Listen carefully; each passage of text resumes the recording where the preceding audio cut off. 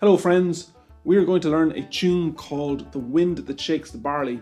Now for this one we're going right back and taking a close look at picking technique and picking theory, and then we're going to apply it to the learning of this great tune.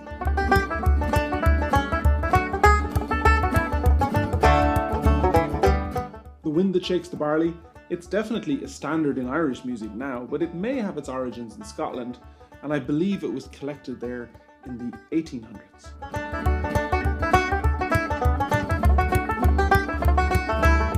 Before we get started, I want to give a big shout out to all my Patreon supporters, and if you want immediate access to a boatload of technique videos, lesson videos, go now to patreon.com/Enda, Scahill, Banjo. You will find the link in the description and in the pinned comment.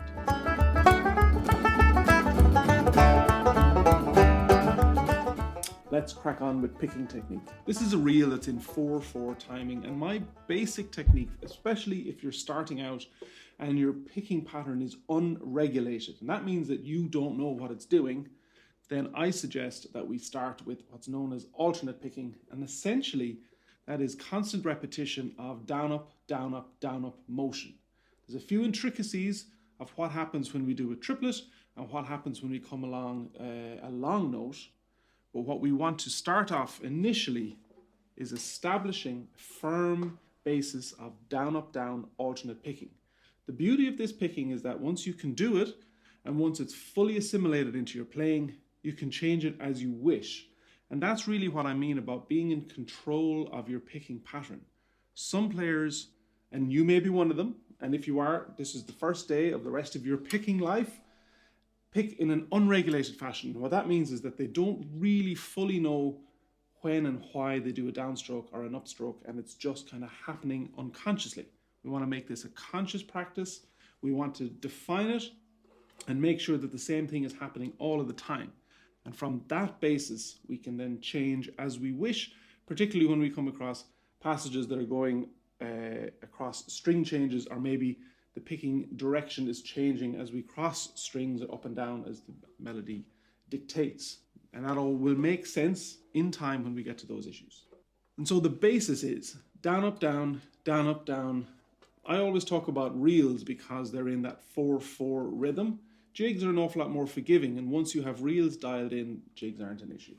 On one string, it looks like this.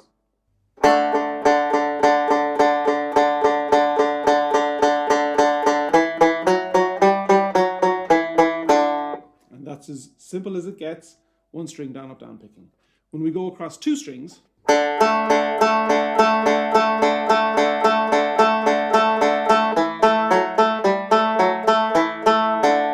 so let's crack on with The Wind That Shakes the Barley, applying this picking technique as we go, and sometimes learning by doing is the best way to learn.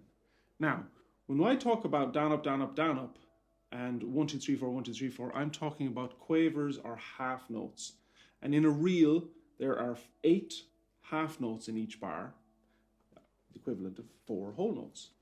When we're playing 8 half notes, it's easy to apply down, up, down, up, down, up, down, up.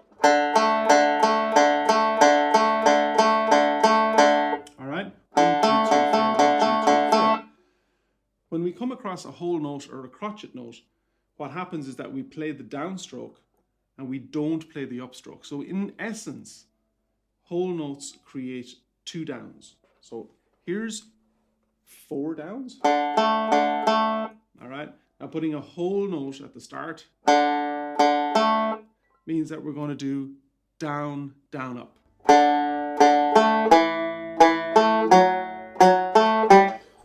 The reason that we do this is that this keeps the regulation in the picking pattern.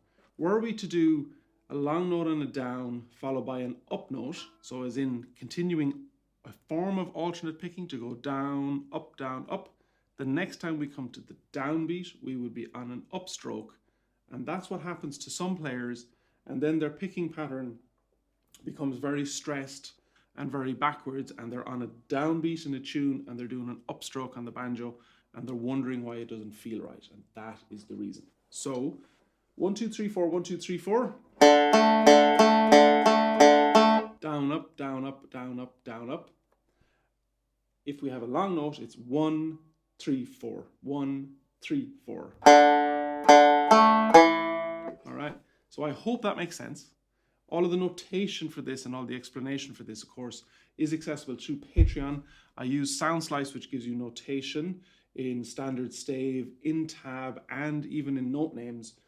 And the whole thing is there with video, and I have got, as you can see, multiple camera angles as well, so that you can get a close-up of what is actually happening in my right hand. So, the wind that shakes the barley.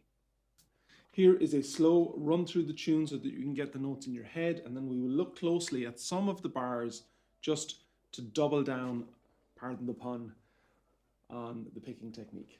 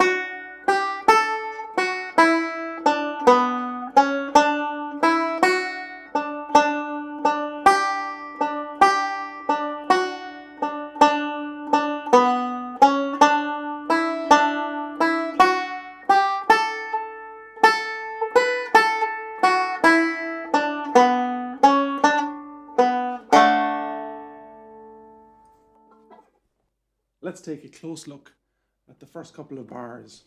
The first note is a long note, so it's a whole note. So we're going to start it on a down.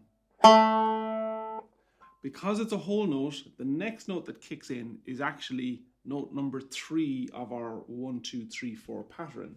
And therefore, it's another downstroke. So the first couple of notes look like this.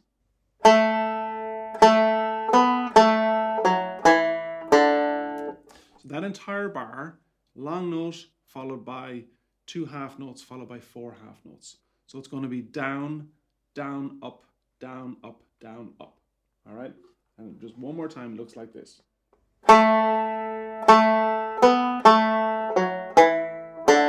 Second bar is the very same. It starts once again with a whole note, with that crotchet note, and it's a full down on its own, followed by a down.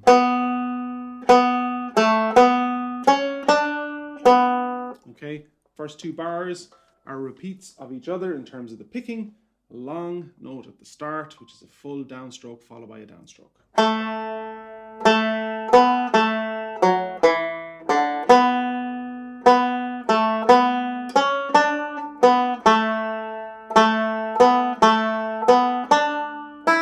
Okay, and bar 3, as you can see, is the very same.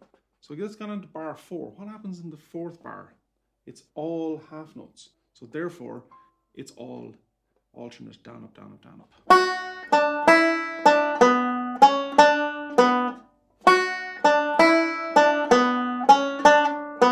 So really the only thing that you need to watch out for in this is that first and second and third bar, those long notes at the start, create a double downstroke.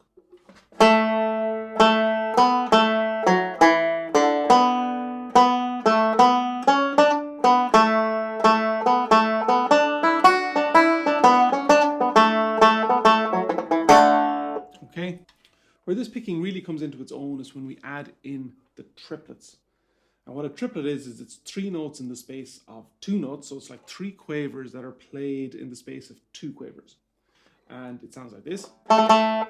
The general rule of thumb for triplets is that you always start on a downstroke and they're always played down, up, down. And again, when I say always, I mean it in the sense of regulating this picking pattern so that we know what we're doing all of the time, and then you can vary it as you wish. But for now, I would say always do a triplet or a treble, which is essentially the same thing. There's a slight difference in what happens in the left hand, but in the right hand, it's 3 notes. Always do down, up, down.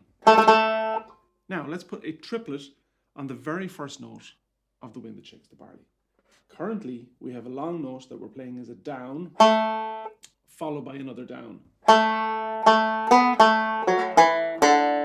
So if we put a triplet on the long note, 3 notes in the space of that long note,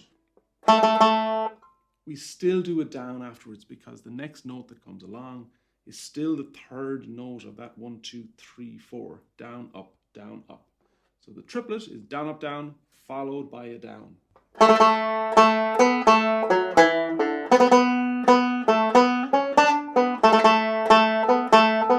And this just keeps your picking regularized. It keeps your downstrokes happening on the downbeats, on the first of the bar and on the first of the 1, 2, 3, 4 every time. And that way you can't go wrong. It allows you to really push out the rhythm of a tune, and it gives you complete control over what's happening in your right hand.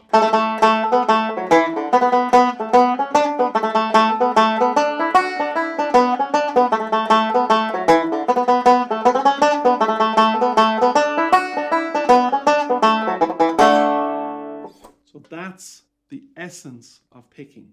If you can get that nailed down and be really in control of what's happening with your right hand, then you've opened up a world of possibilities with your banjo playing. With that in mind, let's do a slow version of the tune, adding in simple 1-note ornaments. I'm going to keep this mega slow so that you can really concentrate on getting the picking right. And we're just going to use the single note triplets. So just the right hand is the same thing, da da da, but it's on the left hand we're just going to stick with 1-note triplets. And this is all about the picking. Remembering, triplets are down, up, down. The note after the triplet is also a down, keeping you on the down, up, down path. On Sound Slice through Patreon, I will notate this and include the pick directions so that there's no confusion whatsoever. So just to reiterate, first note of the bar is a down. We're playing 1, 2, 3, 4, 1, 2, 3, 4. So it's down, up, down, up, down, up, down, up, alternate picking. We do a triplet. It's down, up, down.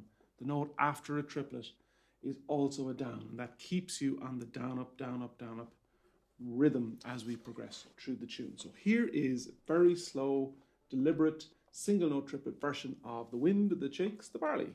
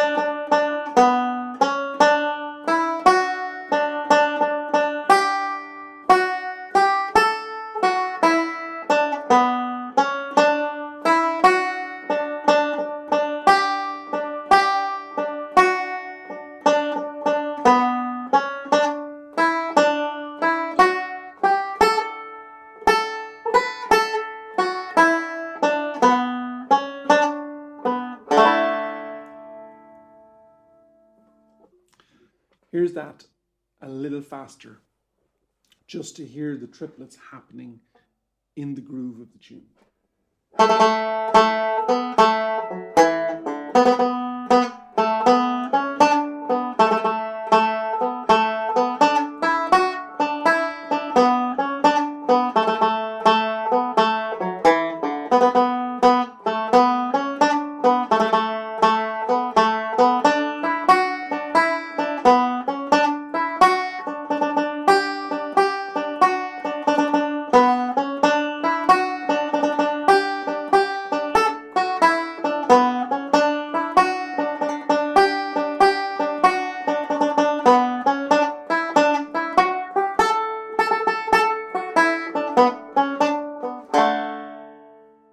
I'm going to play the tune now in a more rhythmical fashion, a little bit faster, almost like you play it in a slow session speed. But I'm going to concentrate on bringing rhythm and flow to the tune, not so much through the use of an awful lot of ornamentation, but more so a very simple style of playing the tune, but with a little bit more pace and swing to it.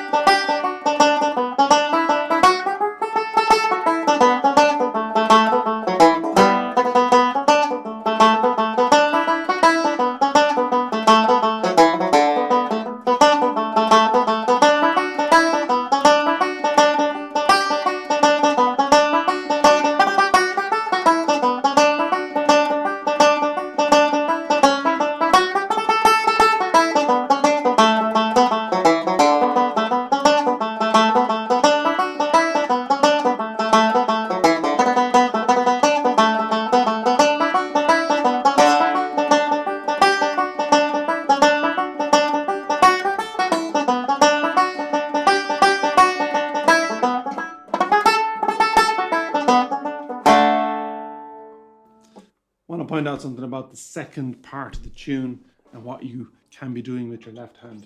There's an awful lot of repeated high D notes. So that's fret 5 and the A string. It's really nice to leave that note on for the entirety or as much as possible of that second part. And the reason being is it creates resonance through the entire part. It also gives a little bit of stability for your left-handed. And it forces you to make sure that your fingers are nice and high so that they're not catching on the E string.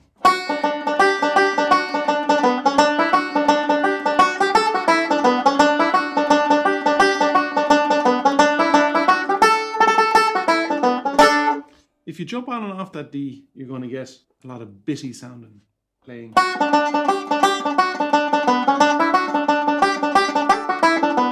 Alright, so try and leave it on for as long as you can, creating that little zone of resonance around that second part. Moving along, and let's talk about some chords or some harmony notes. Again, I'm going to focus just on keeping this really, really simple. The picking still applies that when you play a double string, you're still hitting it on a downstroke in the appropriate place. So I'm just going to play through it, keep it nice and simple. Again, all of the notation for this, which is essential, I feel, is available on Sound Slice, and that's through my Patreon. The tune is in the key of D, so we're going to come across the chords of D, G, and A. 1, 4, 5, for those of you counting along at home with your chord charts. So the wind shakes the barley with some simple harmony notes.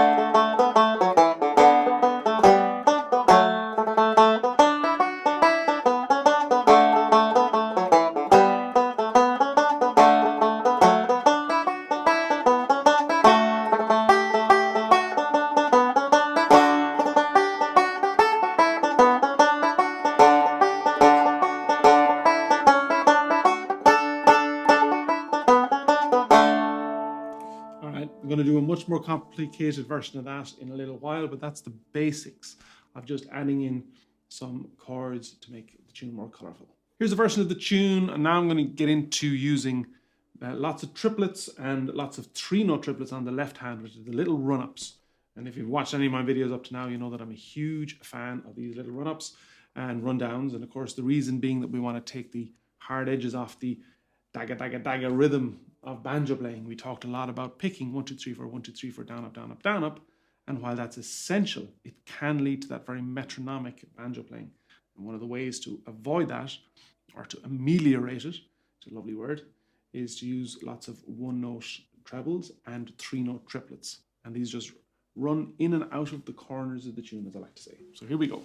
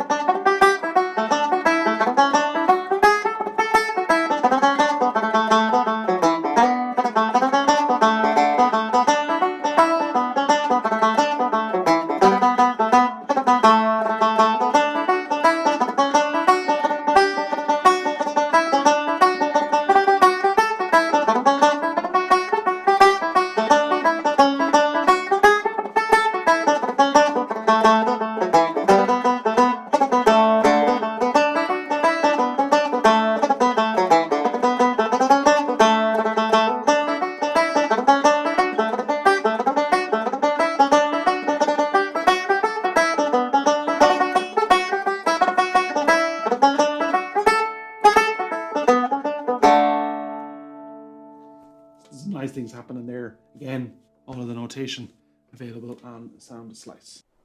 Now for those who are willing to push themselves and challenge themselves to try a whole lot of new techniques, I'm going to just play through the tune a few times and play around with some variations, some chord sequences, and of course, lots of ornamentation. And we just see what happens.